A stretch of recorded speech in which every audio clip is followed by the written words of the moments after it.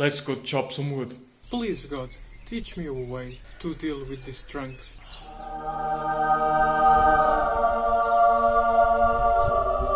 Thank you, God.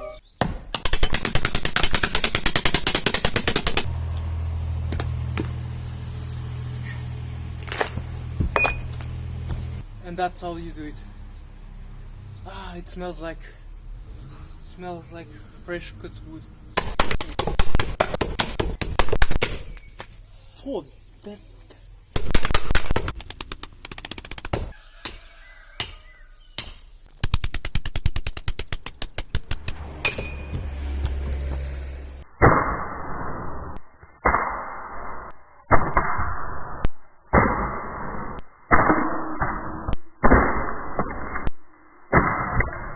It's raining, so we'll continue tomorrow.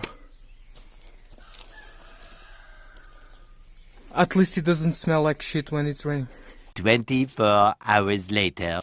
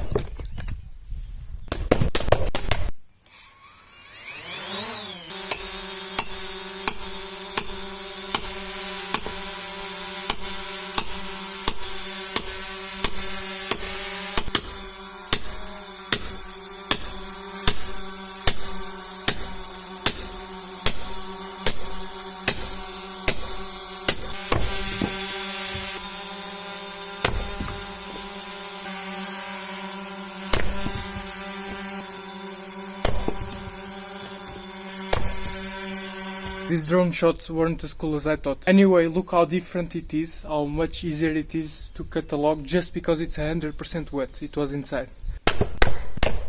All the cuts are one hit, always. One hit. One hit. Okay, not one hit, because I missed. One hit. As comparing to a wet one, which I'll show you now.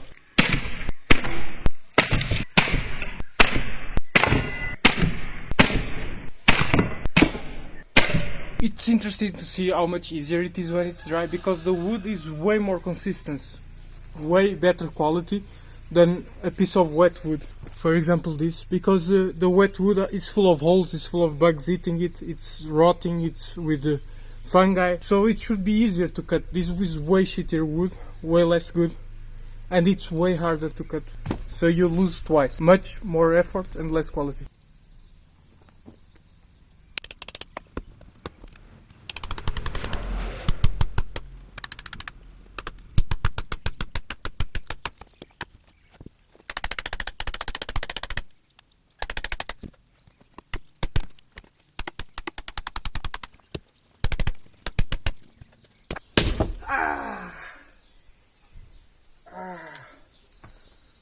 Fuck, when I hit the wood, I'm fucking up the whole axe.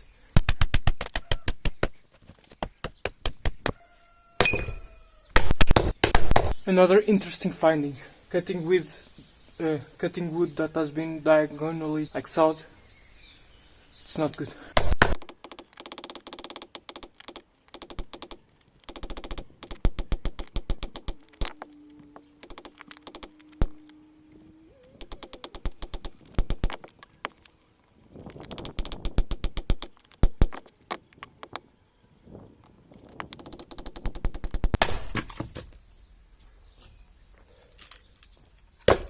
Don't cut your wood diagonally.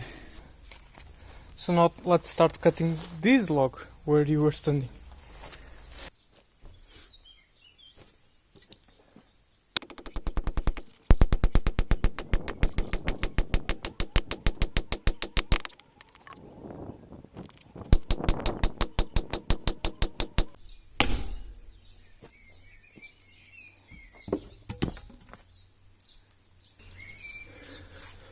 when you're all in and it's not there yet, what the fuck do you do?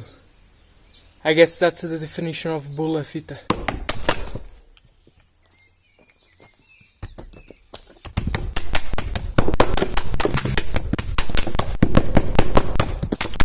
It's getting late and it's starting to smell a bit like shit because of the good weather. So I think we should call it today. It's interesting you either have good weather and smell like shit or you have shitty weather.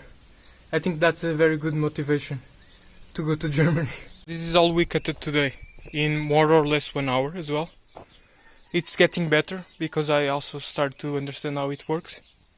And I also start to understand which tools to use. So this is all the wood I cut today. I'd say it's around 80 kilos of wood, so it starts to be useful, it starts to be profitable. Two very useful things we learned today about cutting wood to be successful. One of them is that the logs should be dry. When I say the logs should be wet in the first video I did, I mean wet like fresh. Another thing, this is the key to cut a log any size and any density of wood. Like the center of pine tree is very hard. If you're cutting a oak tree, for example, it must be way harder because oak is famous for being very hard. This is called a splitting wedge, and in Portuguese it's called cunha, which is very funny. I'm 30 years old and I'm still learning things about my own language. So this is the meaning why people say cunha. In Portuguese, putting a cunha means forcing yourself in organization or in a job and passing ahead of other people, usually a hard to get job, because you have a friend or family member in the organization that is helping you.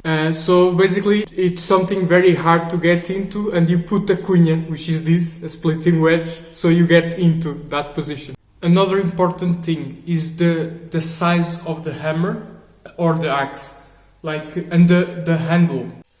This is all getting fucked up and mushed because every now and then I miss it. I hit either the wood or I just totally miss. So the splitting wedge that's in the wood hits here or here. So it really fucks up the hammer. This problem is mitigated if you have a better stick, of course. Now I understand why they use sometimes reinforced artificial sticks like with plastic and metal. They're probably way better for this. And also if your hammer is bigger. This is quite on the small side. I'd say it's probably 2.5 kilos or 5 pounds. So I could probably go way bigger. And if this is longer, the longer this is, the less you have of that. And also the shorter this is, the less you have of that. And for example, with a big axe like the other one I had that I used in the other videos, this never occurs because the axe doesn't have this wide head of wood here, and the blade of the axe is way wider. So even if you miss where you want to hit, you're always gonna hit on the blade. You're never gonna hit here, and it's very long, so you're always gonna hit the wood. I understand why Kizzy Neistat uses sunglasses, because I'm always looking to the side instead of looking at the camera, because I'm looking at myself how I'm friendly. So I hope you enjoyed, and see you next time. Tens a ficar em casa. A desobediência é crime. Cumpra com esta obrigação. Por si, pelos seus e por todos. Constitua-se como um agente de saúde pública. Fique em casa. Quem está sob isolamento profilático, em quarentena, entrou no país agora ou vem de uma zona de contaminação comunitária, tem que ficar em casa. Fiquem em casa.